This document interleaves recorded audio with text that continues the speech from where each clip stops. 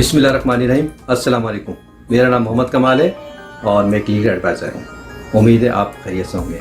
आज हमारी वीडियो का बहुत अहम मौजू है। आज हम आपको बताएंगे कि साउथ कोरिया में गैर मुल्की हज़रात क्या क्या क्राइम कर रहे हैं और हमें उससे कैसे बचना है। साउथ कोरिया एक तरक्की याफ्ता और एक पीसफुल कंट्री है। यहाँ पे माजी में क्राइम रेशो जो था 0.60 था, जो हाल में बढ़ता चला जा रहा है। जैसे जैसे गैर मुल्की हज़रात यहाँ आके आबाद होते चले जा रहे हैं, वैसे वैसे क्राइम रेशियो में भी इजाफा होता चला जा रहा है, क्योंकि यही गैर मुल्की हज़रात यहाँ पे क्राइम में मुलविस पाए जाते हैं और ये नित नए तरीके से कोरिया में क्राइम करते हैं, जिसको साइबर क्राइम या इंटरनेट क्राइम या वॉइस फिशिंग क्राइम वगैरह भी कहा जाता है।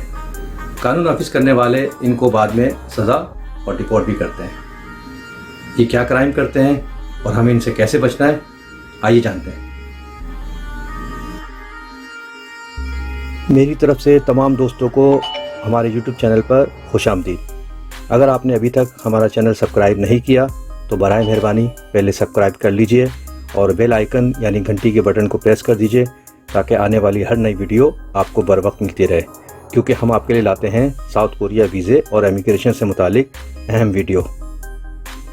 साउथ कोरिया मशरक़ी एशिया में वाक़ एक आज़ाद और ख़ुद मुख्तार तरक्की याफ्ता मुल्क है, जिसे एशियन टाइगर के नाम से भी पुकारा जाता है। तरक्की याफ्ता मुल्क होने की वजह से जॉब अपॉर्चुनिटी बहुत ज़्यादा है। सैलरी स्किल्स भी दूसरे ममालिक की निस्बतन काफ़ी ज़्यादा है, जिसकी वजह से दुनिया भर से लोग यहाँ आकर क़याम पज़ीर होते जा रहे हैं और इनमें दिन ब दिन इजाफा होता जा रहा है, जिनमें business visa, work permit visa, student visa, marriage visa, resident visa और रिफ्यूजी वीज़ा वगैरह शामिल हैं। और बड़ी तादाद में गैर मुल्की हज़रात ने बड़ी कामयाबी के साथ कोरियन शहरियत भी हासिल कर ली है।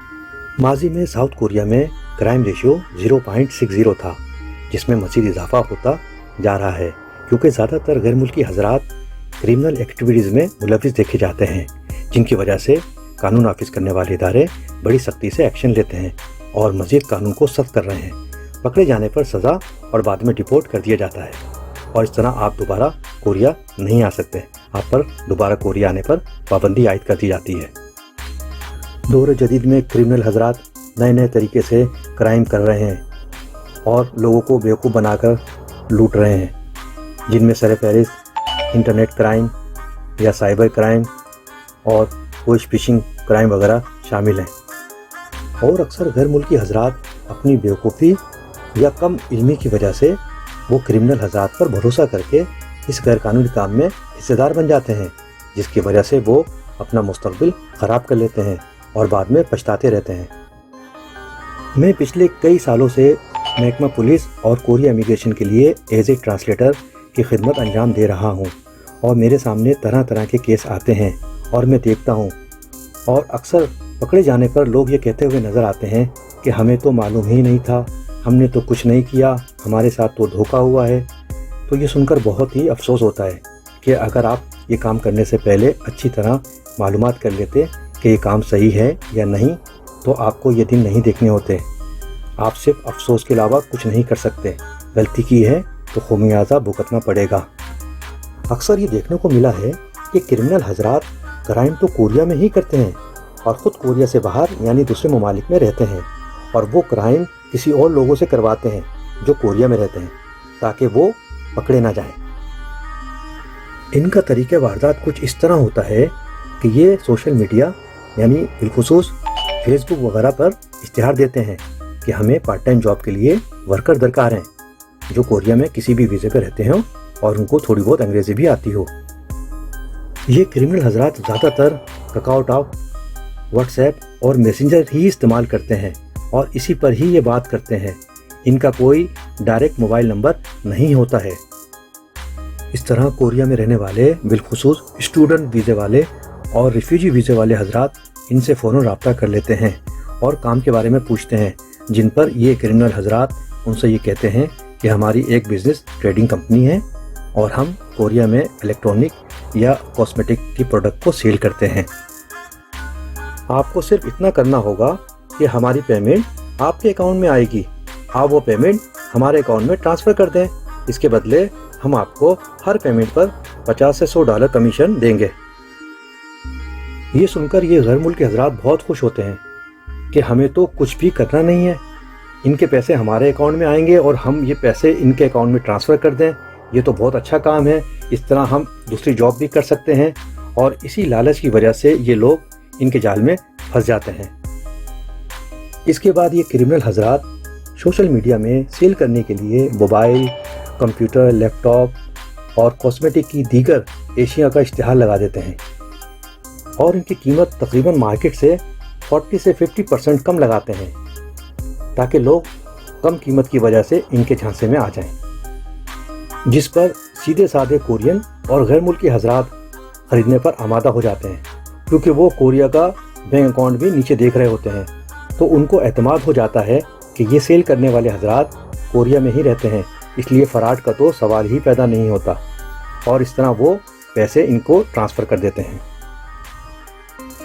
اور اس طرح پیسے آنے پر کوریا میں رہنے والا یہ غیر ملکی پیسے کرمنل کے اکاؤنٹ میں ٹرانسفر کر دیتا ہے اور اپنا کمیشن وصول کر لیتا ہے۔ اور جس شخص نے یہ موبائل یا لیپ ٹاپ خریدنے کے لیے پیسے ڈالے تھے، جب وہ چیز اس کو نہیں ملتی تو وہ پولیس کو کمپلین کر دیتا ہے، اور اس طرح یہ پیسے لینے والا غیر ملکی پولیس کے ہاتھوں پکڑا جاتا ہے، اور پکڑے جانے کی صورت میں یہ کرمنل حضرات اس غیر ملکی سے رابطہ ختم کر دیتے ہیں۔ یہ بھی ایک فراڈ کوریا میں دیکھنے کو ملا ہے کہ کسی کرمنل نے آپ کی فیس بک اکاؤنٹ کو ہینگ کر کے آپ کے نام سے دوسرا اکاؤنٹ بنا کر آپ کے جاننے والوں سے بہانوں سے پیسوں کا تقاضا بھی کیا جاتا ہے، اور اکثر لوگ تصدیق کیے بغیر ان کو پیسے بھی ٹرانسفر کر دیتے ہیں۔ اس کے علاوہ کوریا میں اپنا بینک اکاؤنٹ اور بینک کارڈ کسی کو استعمال کے لیے دینا یا کسی سے استعمال کے لیے لینا قانونی طور پر جرم ہے۔ پکڑے جانے پر 1 کروڑ کورین وان جرمانہ اور 2 سال کی سزا ہوگی۔ اس کے علاوہ کوریا میں کسی بھی خواتین کو، چاہے آپ بس میں ہوں یا ٹرین میں ہوں یا نائٹ کلب ہی میں کیوں نہ ہو، بغیر اجازت کے ہاتھ لگانا سنگین جرم ہے۔ غلطی کرنے پر آپ ڈپورٹ بھی کیے جا سکتے ہیں۔ نابالغ اور ڈسیبل لڑکیوں کے ساتھ ریلیشن رکھنا سخت جرم ہے، پکڑے جانے کی صورت میں 3 سال کی سزا ہے۔ نشہ کرنا اور نشے کی اشیاء کو بیچنا اور نشے کی حالت میں ڈرائیونگ کرنا قانونی جرم ہے۔ بغیر انشورنس، بغیر ڈرائیونگ لائسنس کے ڈرائیونگ کرنا قانونی جرم ہے۔ دھوکہ، جال سازی، فراڈ، لڑائی جھگڑا، مار پیٹ، بلیک میلنگ، جعلی دستاویزات کا استعمال کرنا، پیپر میرج وغیرہ قانونی جرم ہے۔